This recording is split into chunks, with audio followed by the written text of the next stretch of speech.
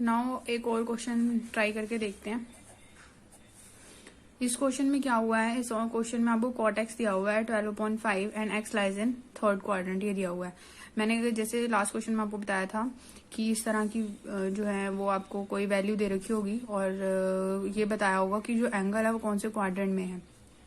ठीक है, अब थर्ड क्वाड्रेंट के बारे में आपको क्या क्या पता है? थर्ड क्वाड्रेंट के बारे में हमें ये पता है कि tan x और cot x जो है वो पॉजिटिव होता है वहां पे। तो ये हमें माइंड में पहले रखना पड़ेगा, हमारे माइंड में ये बात रहनी चाहिए, क्लियर होना चाहिए क्वाड्रेंट वाला कंसेप्ट। वो मैं पहले वीडियो बना ली है, उसमें आपने देख लिया होगा। अब हम स्टार्ट करते हैं कि हम कॉटेक्स के पास सबसे पहले ट्राई करते हैं कॉटेक्स का जो सबसे इजी फॉर्मूला जो हम इजीली इससे निकाल सकते हैं, कौन सी वैल्यू निकाल सकते हैं, sine, tan, cot, cosecant, secant, cos, क्या वैल्यू हम इसके इजीली निकाल सकते हैं। तो एक इजी फॉर्मूला है tan x is equal to 1/cot x, इसको हम इजीली निकाल सकते हैं। ठीक है, तो इसमें मैंने वैल्यू डाल दी 1/12/5, इट इज क्या बन गया ये, it is 5/12 and that is the value of tan x। और ये वैल्यू जो है वो हमारे पास पॉजिटिव आई है, क्यों? क्योंकि cot x पॉजिटिव था, tan x भी पॉजिटिव आ गया और ये वैल्यू हमारे पास सही आई है। क्यों? क्योंकि थर्ड क्वाड्रेंट में जो है वो जो थर्ड क्वाड्रेंट में tan और cot दोनों पॉजिटिव होते हैं। इतनी बात हो गई। अब अगर हमें निकालना है अब इसके कोई और फॉर्मूला देखो जिससे हम इजीली निकाल सकते हैं। इसका एक जो दूसरा फॉर्मूला है कोसिकेंट के साथ वाला, कोसिकेंट कैसे निकाल सकते हैं हम कॉट से, उसका फॉर्मूला देखिए। उसका फॉर्मूला है cosecant x is equal to plus minus under root 1 plus cot square x. ये जो फॉर्मूला मैंने आपको लर्न करने के लिए कहा था उन्हीं फॉर्मूलों में से है ये। ठीक है, उसके बाद हम यहाँ पर वैल्यू डाल देते हैं plus minus under root 1 plus 12/5 का स्क्वायर,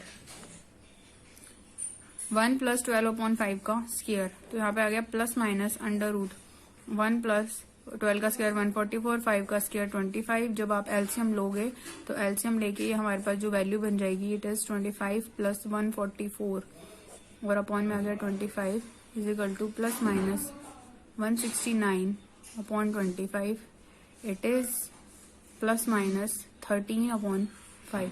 अब ये जो वैल्यू आई है वो हमारे पास आई है कोसिकेंट एक्स की। ठीक है, कोसिकेंट एक्स की वैल्यू ये आई है हमारे पास, हमने सॉल्व की फॉर्मूले से 13/5। अब ये बात ध्यान से देखनी है हमने, यहाँ पर आके इस पॉइंट पे आके हमने ये देखना है कि एक्स कौन से क्वाड्रेंट में लाई कर रहा है। एक्स कौन से क्वाड्रेंट में लाई कर रहा है? थर्ड क्वाड्रेंट में, थर्ड क्वाड्रेंट में लाई कर रहा है। थर्ड क्वाड्रेंट में कोसिकेंट कैसा होता है? थर्ड क्वाड्रेंट में कोसिकेंट होता है नेगेटिव, क्योंकि दो ही चीजें पॉजिटिव होती है, tan और cot। तो इसमें तो एक्चुअल हम यहाँ पे लिखेंगे जो हमने ये लाइन आपको लिखनी पड़ेगी हर जगह, सिंस क्या x lies in third quadrant, third quadrant. ठीक है, therefore cosecant x is equal to 13/5 minus 13/5।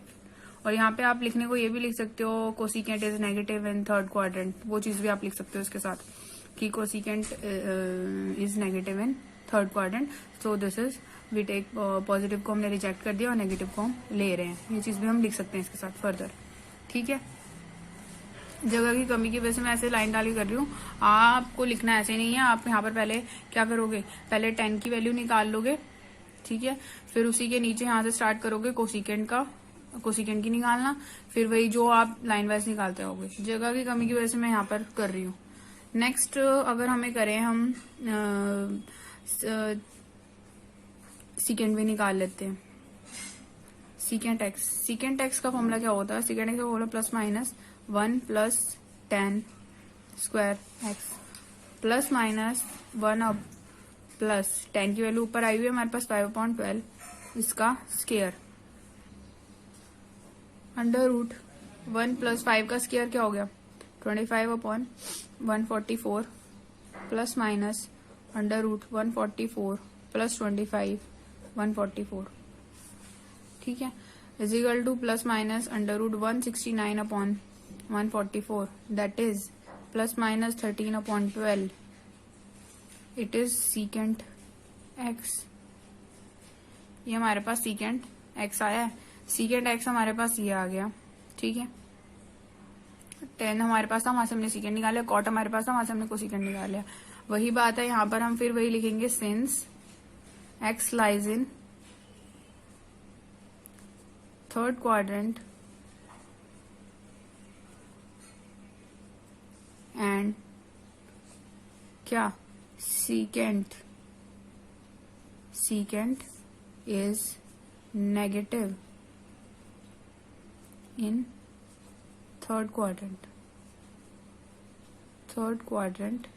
therefore secant x is -13/12। अब यहाँ से इजी हो गया हमारे लिए, सीकेंट हमारे पास आ चुका है। सीकेंट हम जब हम कॉस का फॉर्मूला लिखते हैं, कॉस का एक फॉर्मूला होता है, cos x = 1/secant x, ये फॉर्मूला है।